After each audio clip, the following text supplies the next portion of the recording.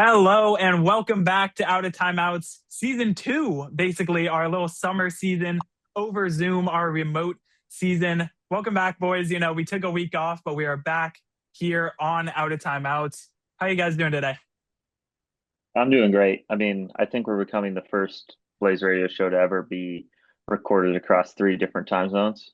I Yeah, think that's So completely we're so true. we're making history today, and that's all you can ask for. So it's a good day to be out of timeouts. You know what I'm I yeah, we're totally filming agree. saying? Yeah. 10:18 Eastern, 9:18 Central, and 8:18 Mountain Time. Pretty I know. cool. I know. I get the worst of it because you guys got me here recording, this episode at 10 at night, I, but it's I, okay. I let the record reflect. Xavier suggested the time. For, That He is did. true. I did have a busy day today, but I'm committed to the love of the game. yeah, Committed to the love of the game. All right, should we get it up and rolling? Kick it off in the let's first get quarter. started. Who's timing I'm things? ready. You got I it. have time Okay. things every time, Wesley. You know Yeah. that. What? My fault. Yeah, shaking the rust off over there in I Illinois. guess so. It's been 2 weeks. All right, first quarter starts now. All right, we're kicking it off in the first quarter with the association. I have, one of the playoff games going on right now to my left with Knicks Cavs, and then we had OKC Spurs tied at 1-1. Let's just start with OKC and the Spurs. Spurs took game one, and then last night, Oklahoma City took game two. What are you guys' kind of thoughts on the series so far? I think it's been amazing. I think it's the two best teams in the league.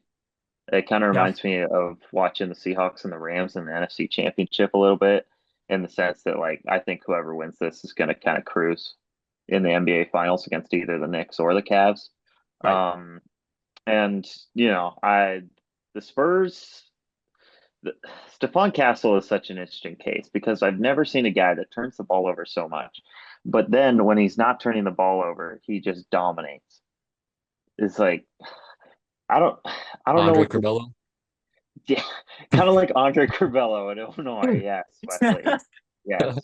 But like I don't know what to think just because the Thunder defense is so good and it's at some point you're gonna have to stop turning it over 20 plus times a game.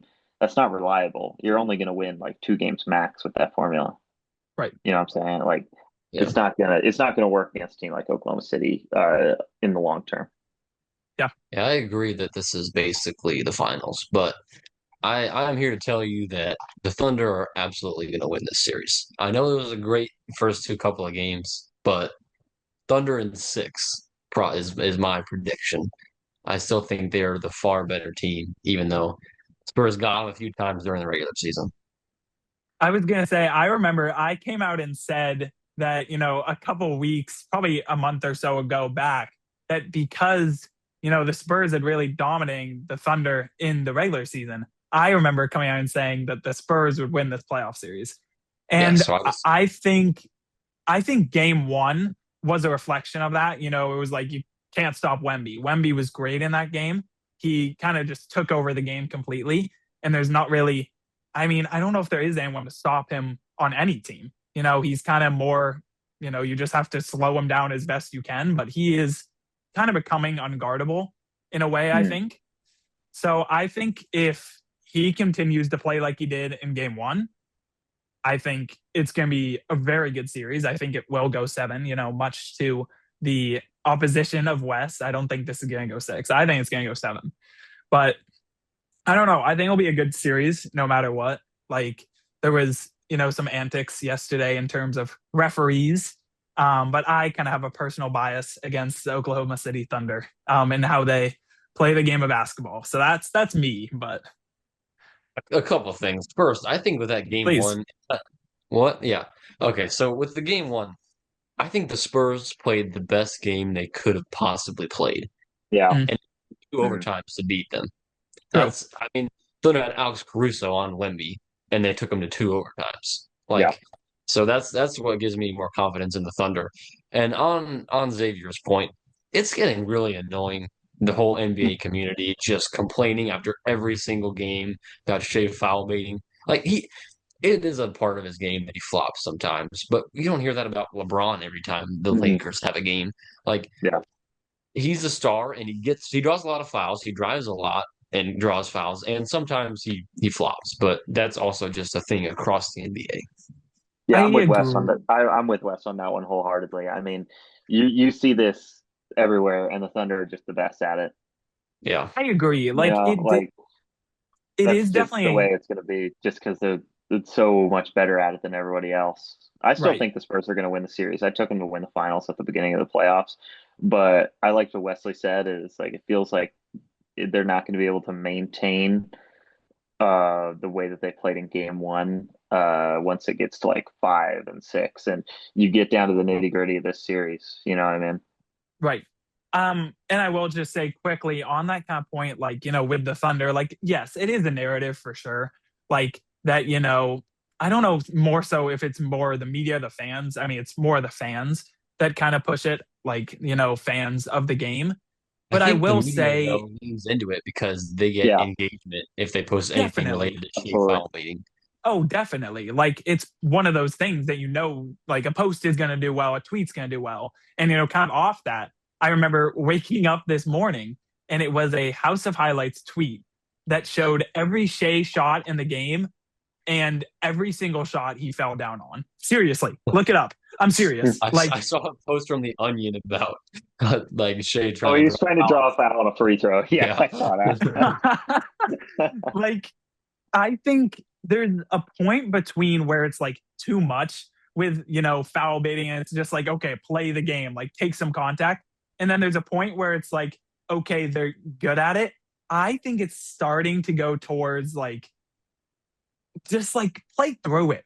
Like it's more so Shea for me, but that's my personal opinion. So, but I mean, I Oh, think I don't there's know a why this should be the Thunder's problem. yeah. I think They found a loophole and they use it to the best of their abilities, and they won a title, and they're working on winning another one. I And now we're agree. all telling them to play with some different type of basketball. No, don't do that. You're yeah. gonna Sure. maybe go back to back. Like, don't change what you're doing just because some guy in Massachusetts wants you to.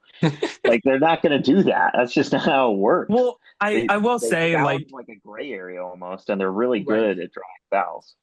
I will say as well, like I should have kind of recognized this or acknowledged this, but also part of this kind of problem, if you will, is partly with how the game is managed by the refs, how, like just general management in the NBA is kind of managing the situation. Like if you want to call the refs, like harder and don't give them as many fouls, and that's on the refs. That's not how I guess OKC is playing. It just kind of comes off as a reflection of them. You know what I mean?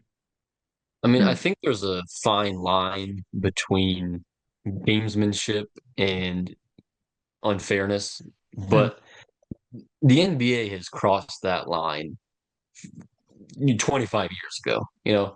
And so I don't think it's fair to just sit here and say the Thunder are the devil. Like, there's got to Hmm. be a Yeah, change absolutely. across the NBA. Yeah. Well, Sonics will be up anyway, 2-0. the Uh, Sonics would be up they would be. 2-0. Maybe we'll see the Sonics up 2-0 in 2 years. Yeah. You want to head over to the East? I was gonna say, let's head Yeah. over to East. We got Knicks Cavs going on right now. It is currently 99-85 with 4:30. Knicks leading, that is, with 4:30 left. And I mean, to me, like both of these first games are really just, of course, the Cavs are up big in game one and then they choked. But it's kind of, as a Celtics fan, I don't want to see the Knicks win personally. But the Knicks look good. The Knicks look really good, and they're just kind of a team that isn't backing away. Yeah, I here's my thing. It's like I've been supporting the Cavs through their entire playoff run just because they have, Donovan Mitchell, who's like the guy that got me in the NBA basketball. They have Donovan Mitchell on their team, among others. James Harden, obviously, we all know that connection. But man, when you blow a 22-point lead in game one on the road and you let the home team steal one on their home court, like that never happens. And that's just a killer. And it almost made today feel like a must win. It's just like you got to get one on the road if you're going to take a 22-point lead with under 7 minutes left. Like you have to come out of there Yeah. with something, and it looks like they're not going to come out there with anything. I mean, mentally, it's just a backbreaker to blow that kind Yeah, of lead. Thought Yeah. if you get 1 or 2 on the road, it's probably advantage you because you got more, more home games coming up than your opponent does. But you go down 2-0 and you're really in a hole and you're just feeling like, man, we really should have gotten that first game. Yeah, no, I mean, I totally agree with what you guys said. Just I'll kind of echo it, but like that is just a momentum killer. You think, what they were up, what, 22 with 7 minutes left? I think it was yeah, something like that. it was But 22.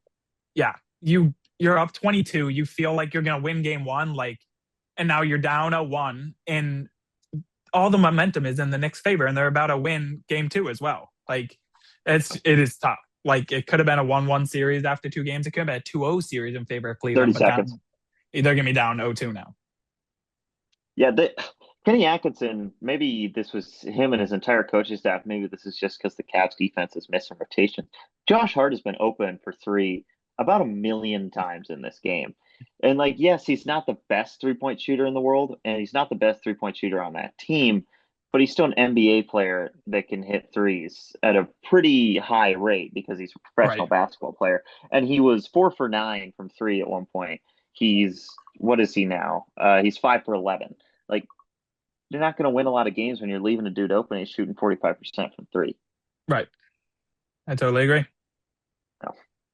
Sorry, bled out our time there. My fault. You're good. That's perfect. Good buzzer beater. That's how I teach it. All right.